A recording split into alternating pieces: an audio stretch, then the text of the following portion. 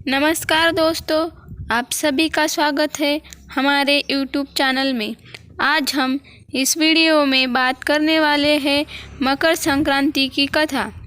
इस साल मकर संक्रांति का त्यौहार 15 जनवरी को मनाया जाएगा।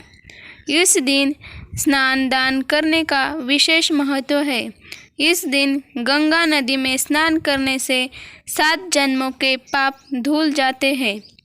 ज्योतिष शास्त्रों के अनुसार मकर संक्रांति के दिन सूर्य शनि देव के घर आते हैं। इस दिन सूर्य शनि की राशि मकर में प्रवेश करेंगे।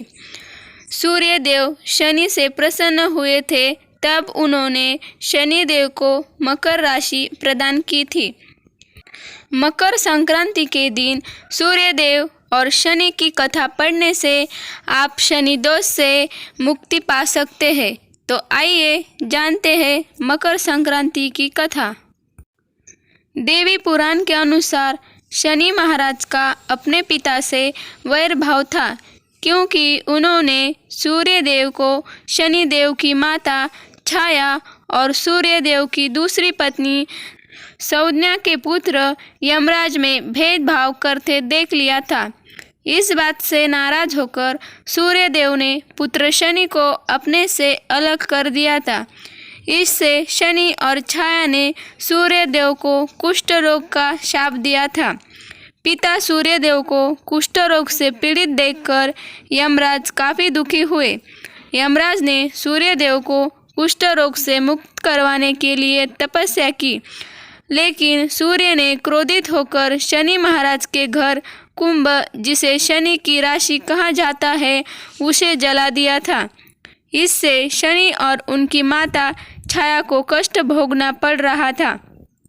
यमराज ने अपनी सौतेली माता और भाई शनि को कष्ट में देखकर उनके कल्याण के लिए पिता सूर्य को काफ़ी समझाया। तब जाकर सूर्य देव शनि के घर कुंभ में पहुँचे। कुंभ राशि में सब कुछ जला हुआ था। उस समय शनि देव के पास तिल के अलावा कुछ नहीं था, इसीलिए उन्होंने काले तिल से सूर्य देव की पूजा की। शनि के पूजा से प्रसन्न होकर सूर्य देव ने शनि को आशीर्वाद दिया कि शनि का दूसरा घर मकर राशि में मेरे आने से धन धान्य से भर जाएगा।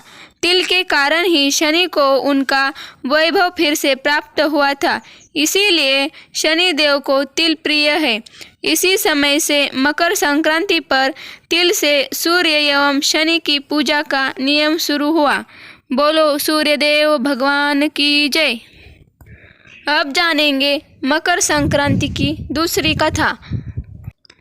सनातन धार्मिक ग्रंथों के अनुसार दैवी काल में भगवान श्री हरि का धरती पर अवतरण हुआ था। उस समय वे कपिल मुनि के रूप में धरती पर अवतरित हुए थे। कालांतर में भगवान गंगा सागर के समीप आश्रम बनाकर तपस्या करने लगे। उन दिनों राजा सगर की प्रसिद्धि तीनों लोकों में थी। सभी राजा सगर के परोपकार और पुण्य कर्मों की महिमा करते थे। यह देख राजा इंद्र बेहद क्रोधित और चिंतित हो उठे। स्वर्ग के राजा इंद्र को लगा कि अगर राजा सगर को नहीं रोका गया तो वे आगे चलकर स्वर्ग के राजा बन जाएंगे। इसी दौरान राजा सगर ने अश्वमेध यज्ञ का आयोजन किया। इंद्रदेव ने अश्वमेध यज्ञ का घोड़ा चुराकर कपिल मुनि के आश्रम के पास बांध दिया। जब राजा सगर को अश्व के चोरी की सूचना मिली तो उन्होंने अपने 60,000 पुत्रों को अश्व ढूंढने का आदेश दिया। वे सभी पुत्र घोड़े को खोजते हुए कपिल मुनि के आश्रम तक पहुंच गए। वहां पर उन्होंने अश्वमेध यज्ञ का घोड़ा देखा। इस पर उन लोगों ने कपिल मुनि पर घोड़ा चोरी करने का आरोप लगा दिया। इससे क्रोधित होकर कपिल मुनि ने राजा सगर के सभी 60,000 पुत्रों को श्राप से जलाकर भस्म कर दिया और पाताल भेज दिया। यह जानकर राजा सगर भागते हुए कपिल मुनि के आश्रम पहुँचे और उनको पुत्रों को क्षमा दान देने का निवेदन किया। तब कपिल मुनि ने कहा कि सभी पुत्रों के मोक्ष के लिए एक ही मार्ग है, तुम मोक्षदायिनी गंगा को पृथ्वी पर लाओ।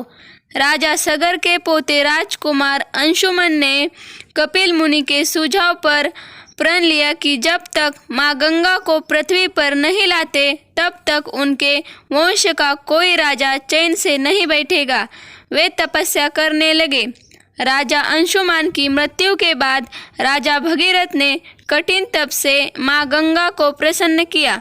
माँ गंगा का वेग इतना था कि वे पृथ्वी पर उतरती तो सर्वनाश हो जाता। तब राजा भगीरथ ने भगवान शिव को अपने तप से प्रसन्न किया ताकि वे अपनी जटाओं से होकर माँ गंगा को पृथ्वी पर उतरने दें, जिससे गंगा का वेग कम हो सके। भगवान शिव का आशीर्वाद पाकर राजा भगीरथ धन्य हुए। माँ गंगा को अपनी जटाओं में रखकर भगवान शिव गंगाधर बने। माँ गंगा पृथ्वी पर उतरी और आगे राजा भगीरथ और पीछे पीछे माँ गंगा पृथ्वी पर बहने लगी। राजा भगीरथ माँ गंगा को लेकर कपिल मुनि के आश्रम तक लेकर आए, जहाँ पर माँ गंगा ने राजा सगर के 60,000 पुत्रों को मोक्ष प्रदान किया। जिस दिन माँ गंगा ने राजा सगर के 60,000 पुत्रों को मोक्ष दिया, उस दिन मकर संक्रांति थी। वहाँ से माँ गंगा आगे जाकर सागर में मिल गई। जहाँ वे मिलती है वह जगह गंगा सागर के नाम से प्रसिद्ध है। धार्मिक मान्यताओं के अनुसार मकर संक्रांति को गंगा सागर या गंगा नदी में स्नान करने से मोक्ष की प्राप्ति होती है और 7 जन्मों के पाप मिट जाते हैं। आप सभी को मकर संक्रांति की हार्दिक शुभकामनाएं। अगर आपको हमारा वीडियो पसंद आए तो चैनल को लाइक करना, सब्सक्राइब करना और शेयर करना भूलिएगा मत।